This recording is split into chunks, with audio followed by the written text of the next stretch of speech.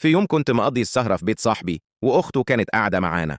قعدنا نلعب إحنا التلاتة ومهيصين، وبعد يوم طويل من اللعب والضحك أخته حبت تعمل فيها مؤلفة أفلام رعب. قامت فجأة طفت النور وقعدت تحكي لنا قصص تخوف وتخض عشان ترعبنا.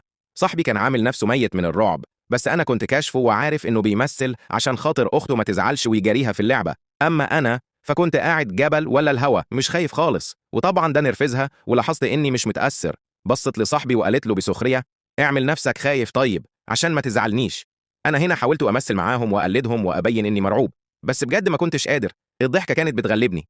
راحت بصت لي وقالت لي: طيب يا سيدي، اتخيل أكتر حاجة بتخوفك في حياتك. سألتها: زي إيه يعني؟ راحت ردت عليا بكل براءة وقالت لي: زي امتحانات بكرة. من هنا يا معلم الرعب الحقيقي بدأ.